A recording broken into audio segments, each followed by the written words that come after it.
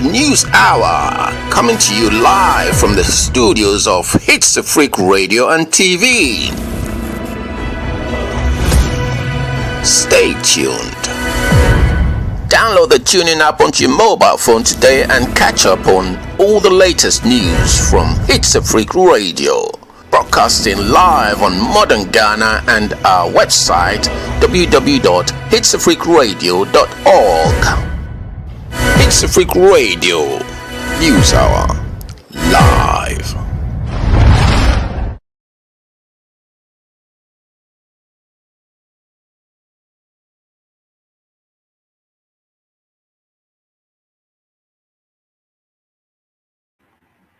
My name is Abena Ahini. Now let's do today's headlines. Baumia launches NPA digital retail outlets for monitoring. EIE reports bogus and useless. Kaswa must get a special security architecture.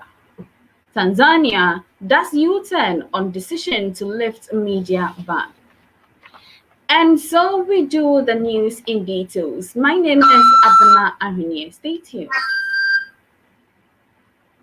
Baumia launches NPA's digital retail outlet fuel monitoring system. The Vice President, Dr. Mahamadou Baumia, has launched an innovative digital retail fuel monitoring system by the National Petroleum Authority (NPA) in Accra. The fuel monitoring system, which allows fuel on OMC tanks across the country to be monitored by NPA, will curb illicit activities in petroleum downstreaming, such as unauthorized third-party deliveries, fake receipts, smuggling, among others. Under this system, my OMC that receives illegal fuel would be found out. Launching the program in Accra on Wednesday, 7th April, Vice President Baumia commended the NPA for leveraging on government digitization drive to create an innovative solution to a major problem in petroleum industry. I am particularly delighted that the NPA is leveraging on technology to improve efficiency and effectiveness in the distribution of petroleum products in the petroleum downstream industry. Vice President Baumia said, Dr. Baumia revealed staggering losses in petroleum revenue to government due to illegal activities in petroleum distribution, adding that the initiative by the NPA will end the malady of revenue loss and significantly boost government revenue. It is estimated that between 2015 and 2019, government lost 4.7 billion Ghana cedis in tax revenue as a result of illegal activities in the petroleum sector, Dr. Baumia reviewed. Actions, decisions and policies of individuals and corporate bodies which result in petroleum product distribution leakages and the associated revenue losses to the state have serious negative effects on the developmental agenda of the government. Dr. Baumia underscored the significance of the innovation to the overall development agenda of government, highlighting the importance of petroleum revenue. Taxes and levies on petroleum products are major sources of revenue for the government in pursuing its developmental agenda, the Vice President said. Actions, decisions and policies of individuals and corporate bodies which result in petroleum product distribution leakages and the associated revenue losses to the state have serious negative effects on the developmental agenda of the government. The retail fuel monitoring system, with a command center at the NPA's head office, will be able to monitor in real time online every fuel sales data from pumps, gas station tank fuel levels data and filings, handle overall wet stock management, and handle complete fuel management. The system will also be able to manage all fuel-related data, among other things, in real life. Sourced by the Daily Mail. Moving on to other stories, EIE reports bogus and useless Joshua Ankamba. The national organizer of the National Democratic Congress, NDC, Joshua Amidu Akamba, has declared the Economist Intelligence Unit (EIU) report released last month as fraudulent and hopeless. Although the report predicted victory for the opposition National Democratic Congress in 2024 presidential elections, it posits this can only be secured with a new flag bearer. He believes the NDC will win election 2024 on its own accord, hard work and terms, but not based on the claims of a report, especially one from EIU. According to him, the EIU report has always been questionable as its predictions are not spot on. The EIU report is bogus and useless for saying the NDC changing former President Mahama as its flag bearer is the only sure way to win the 2024 presidential race.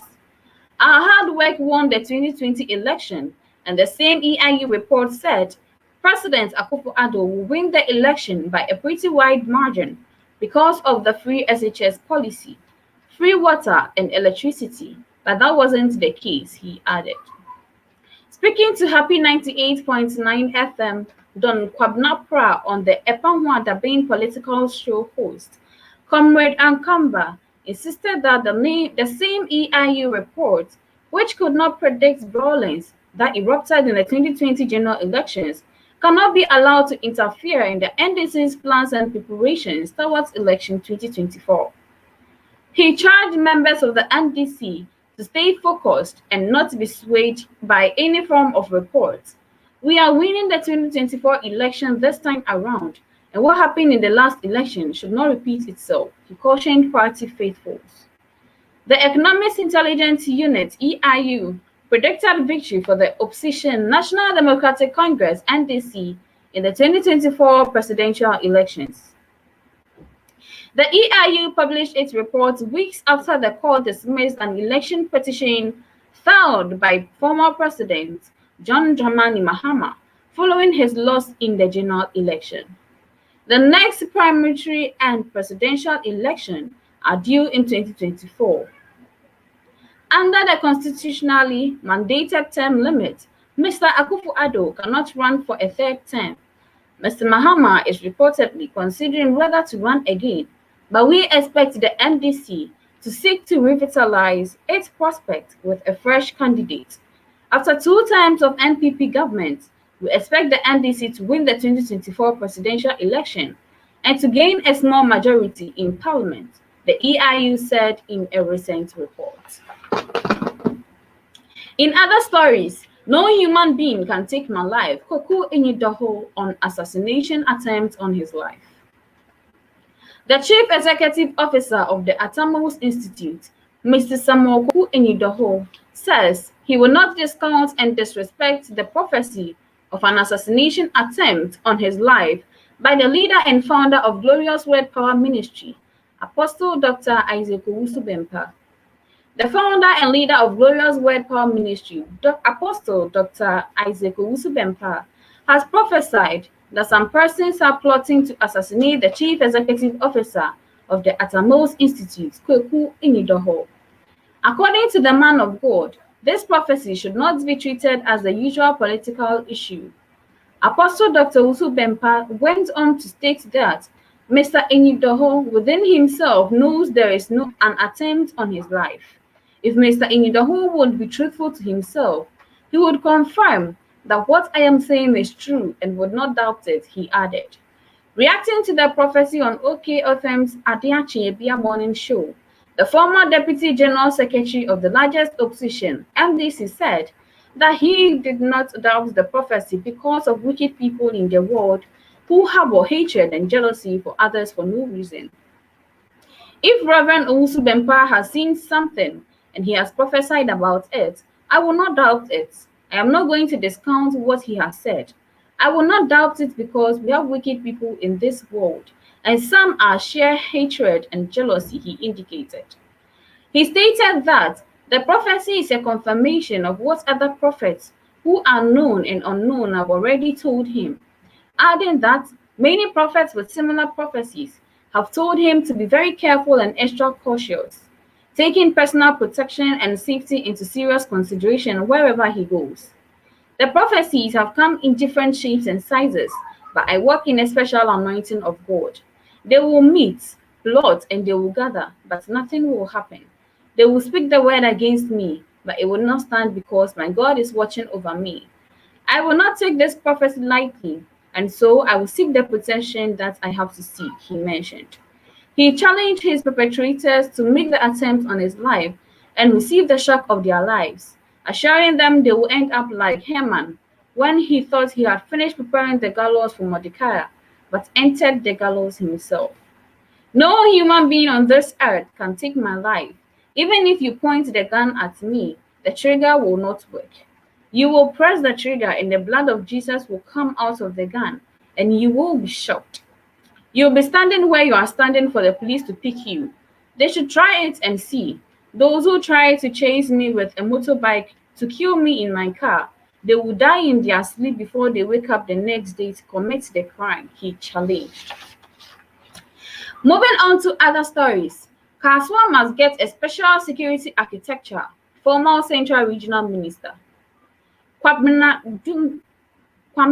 Duncan, former Central Regional Minister, says the police at Kaswa shouldn't be blamed for the crimes happening at Kaswa in the Central Region. According to him, Kaswa is an everyday crime spot, adding the rate of criminal activities there is disturbing. He stated that the police in that area can't be blamed for the crimes because there are a limited number of police stations to safeguard the residents. We can't blame the police because when you look at the entire Kaswa enclave and take the number of police posts there, I'm not sure it will reach 4 or 5. Aside from that, the police numbers are not there. In fact, the police requirements of Kaswa, without exaggerating, must be more than a region, and that they must have a lot of police posts, he said. Kwamena Duncan was reacting to the gruesome murder of a young boy at Kaswa days ago. To him, it's about time the security authorities look at the security architecture of Kaswa and tighten security in the community.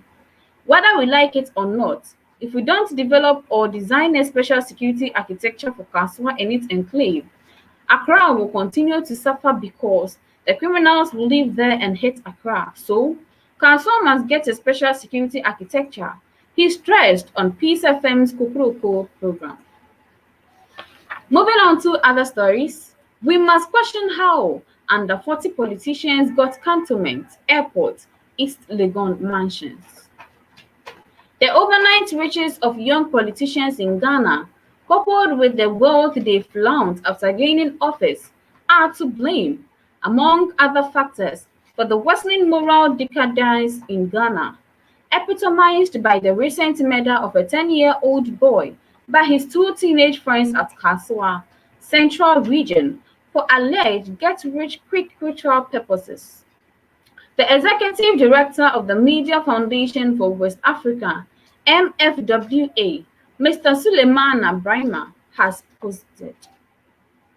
In his view, the failure by the media, specifically the society in general, to question the source of wealth of young politicians has contributed to the menace, which, in his view, is now coming to a head.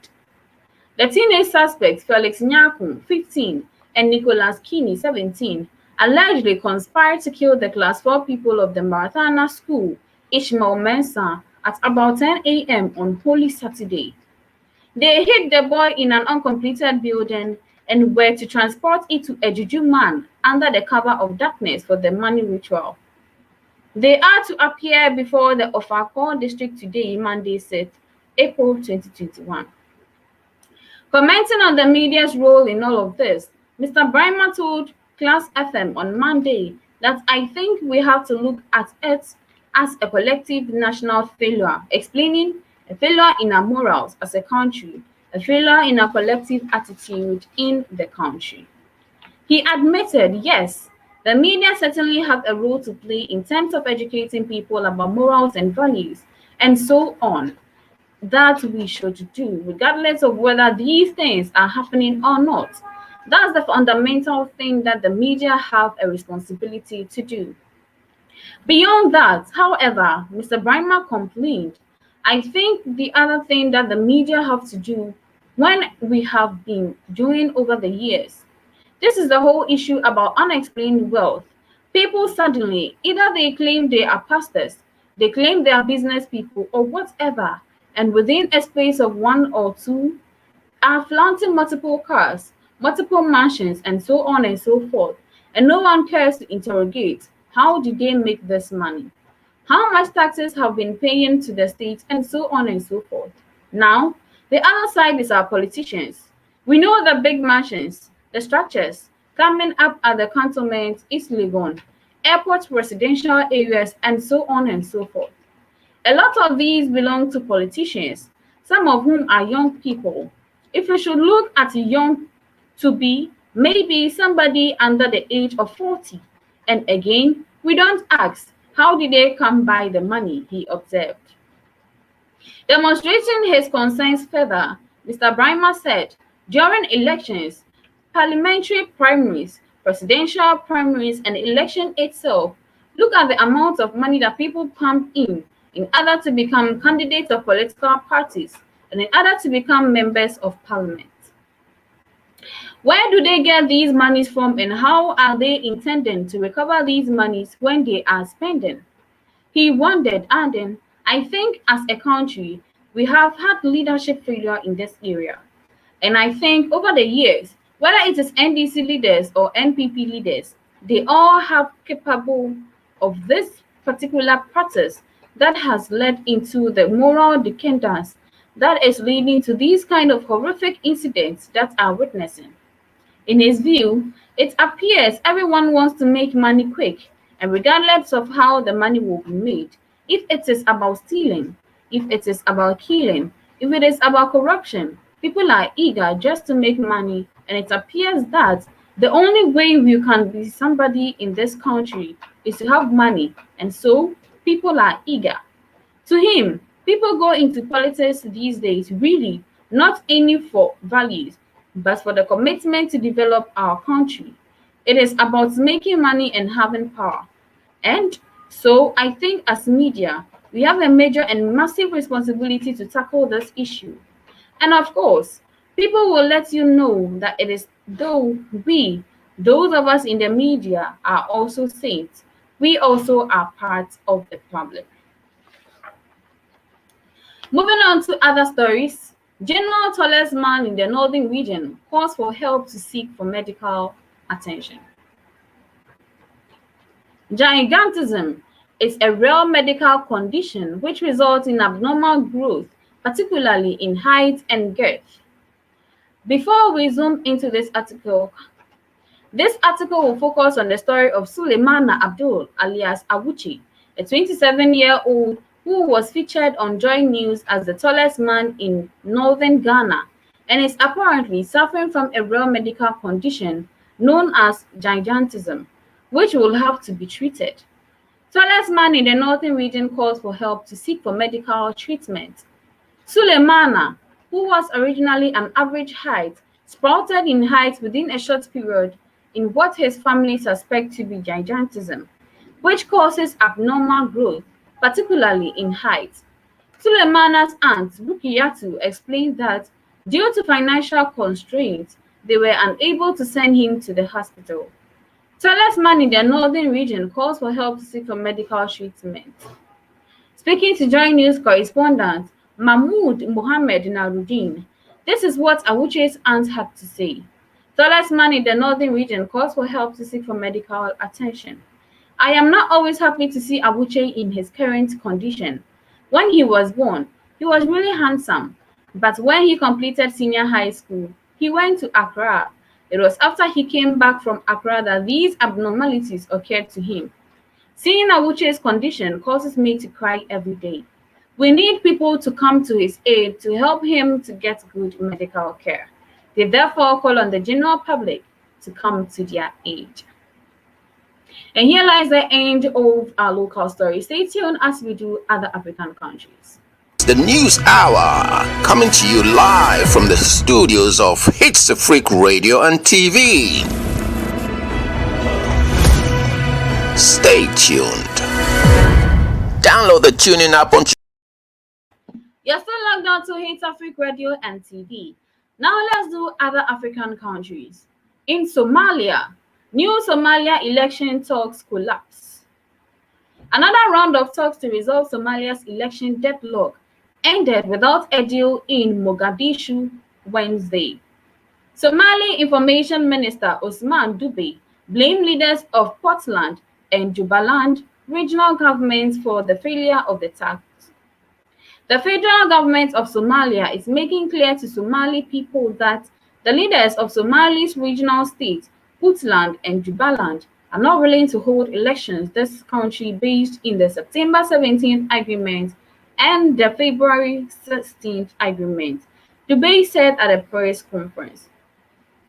The negotiations collapsed as the international community pressed Somali's president, Mohamed Abdullahi Farmajo, the leaders of the federal states to reach a deal.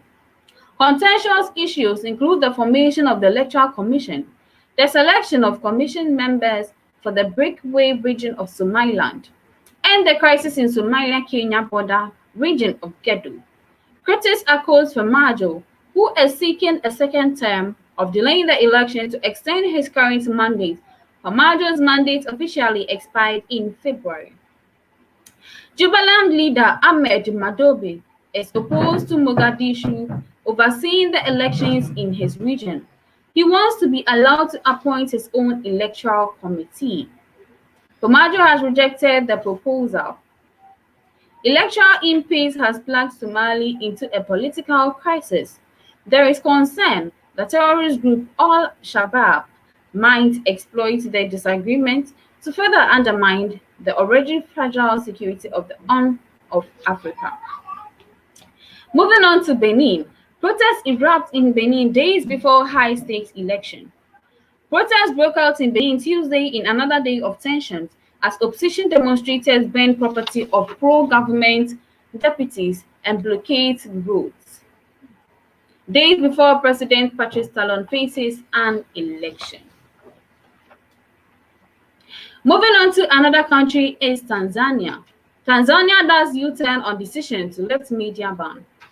Tanzania revised a decision to lift a ban on all media in the country, clarifying that only online television will benefit from the measure. A government spokesman said in a tweet on Wednesday. The country's new president, Samia Suluhu Hassan, said on Tuesday that media banned under her late predecessor, John Magufuli, should be allowed to operate. Following on from an announcement that the government was forming a committee to research COVID-19, Tuesday's announcement appeared to indicate a change in course for the nation for Magufuli's death last month. Yet a day later, the decision, welcomed by local and international press freedom advocates, was reserved.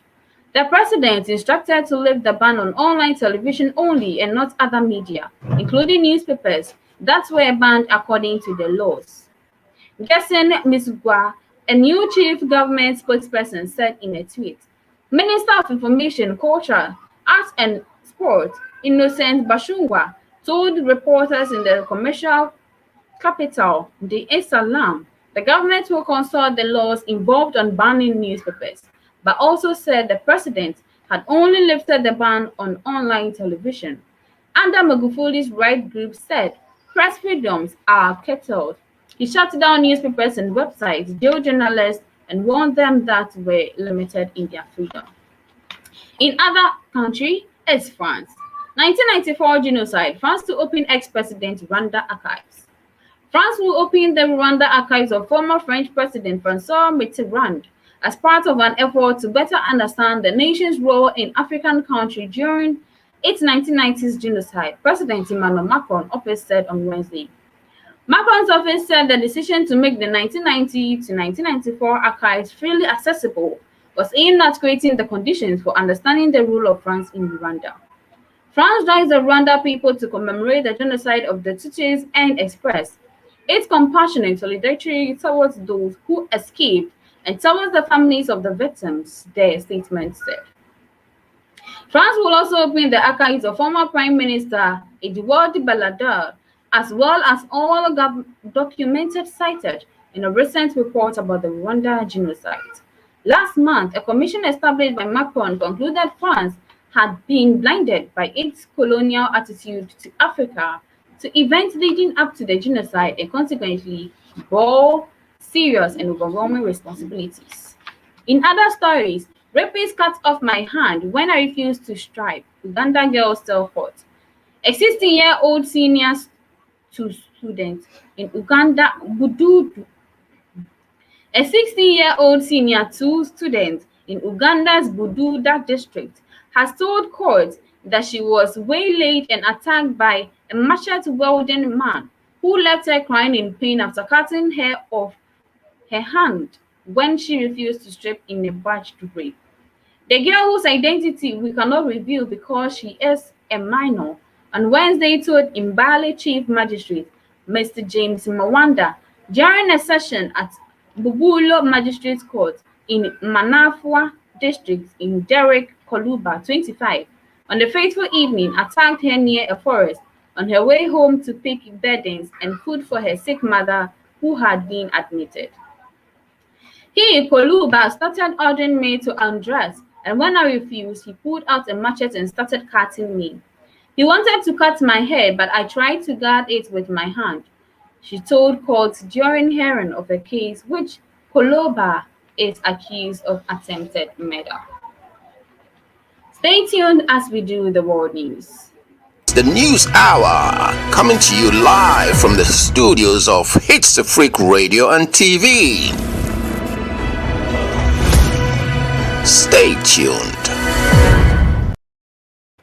Now let's do some world news. You're still logging on to HitzAfrik Radio and TV. Myanmar's UK's envoy says military attaché has occupied embassy. Chow Za-min said staff were asked to leave the building by Myanmar military attaché on Wednesday night, and he was told he was no longer the country's representative. Myanmar military seized power in a coup on 1st February, sparking weeks of protests and escalating violence. Kawal Min has called for ousted leaders Aung San Suu Kyi to be released. Just days later, a protest movement began to emerge, which quickly gained momentum, leading to hundreds of thousands of people taking part in street protests. Last week, Ms. Suu Kyi was charged with breaking a colonial-era official secret law, which carries a term of up to 14 years in prison. Moving on to UK. The UK's vaccination program is beginning to break the link between COVID-19 cases and deaths. A study found infections had fallen by roughly 2/3 since February, but have begun to level off, while the decline in cases has stalled, probably because people are beginning to mix more. Deaths did follow the same pattern. This was not the case before January, when the vaccine rollout began.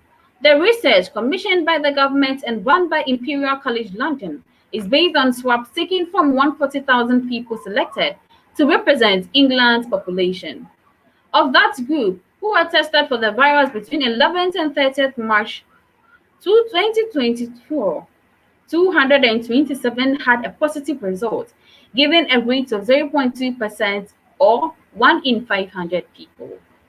But in people over the age of 65, the infection rate was half that 1 in 1,000 people testing positive for COVID. Moving on to other stories, police were attacked, petrol bomb thrown on a bus set on fire in another night of disorder in Belfast. The way to resolve differences is through dialogue, not violence or criminality, he said. The disturbances took place on both sides of an interface in the Loyalist Shankill, the Nationalist Springfield Road areas started on Wednesday. 41 police officers were injured in disturbances in parts of Northern Ireland over the Easter period, involving children as young as 13. And here lies the end of the foreign news. Stay tuned as we do the entertainment news. The News Hour, coming to you live from the studios of HitzAfrik Radio and TV. Stay tuned. You're still logged on to HitzAfrik Radio and TV. And now let's do some entertainment news. Sandra Ankobia receives 2021 Porsche 911 Carrera worth over 600k Ghana cedis.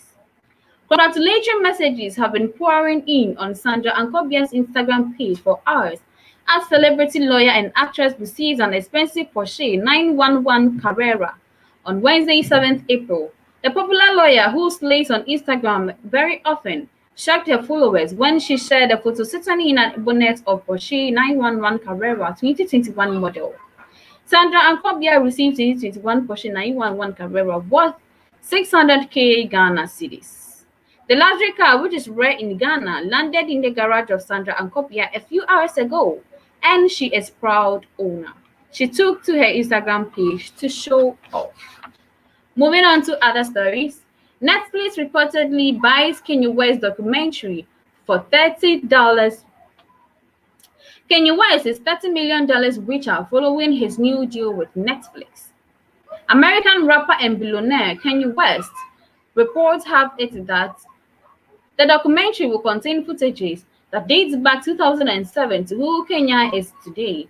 It's yet to be titled film would cover the death of the rapper's mother, Donda, in 2007 and his failed 2020 US presidential bid.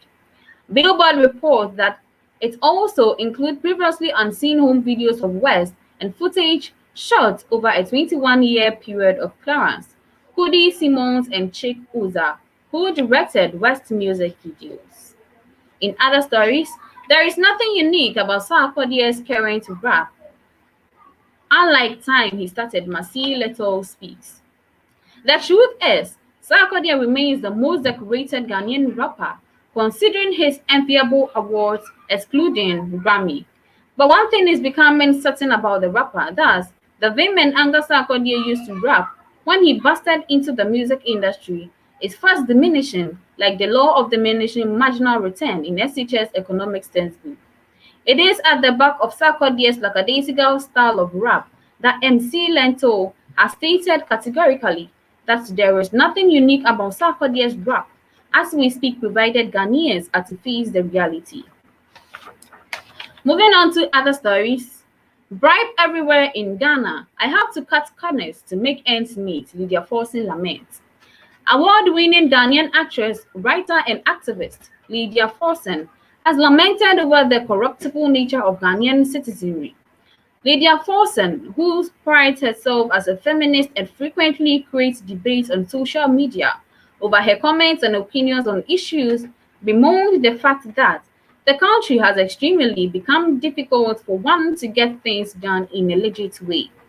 Cited on her Twitter page, the voluptuous script interpreter said the one only can compromise and use inappropriate means to get what he or she wants, even to the extent of making ends meet. Lydia Forson cried out vehemently that bribery has become the order of the day in Ghana, and as we speak, no one can control or change the phenomenon. This country is exceptional hard for anyone who wants to walk the right path. Even the best of us have had to cut unthinkable corners just to make ends meet. Everywhere bribe, even if you don't want to. It's what you have to do a lot of cases, Mabure. And this is where we end the news for today. Stay tuned as we do a recap of today's headlines. The News Hour, coming to you live from the studios of HitzAfrik Radio and TV. Stay tuned. You're still logged on to HitzAfrik Radio and TV. We are streaming live on Facebook, YouTube, and Twitter at HitzAfrik Radio and TV. Now, a recap of today's headlines. Baumia launches NPA's digital retail outlet for monitoring. EIU reports bogus and useless. Kaswa must get a special security architecture. Tanzania does U-turn on decision to lift media ban. And so other stories we brought your way. My name is Abena Engineer. Do enjoy the rest of our programs. Have a beautiful morning, just like yourself.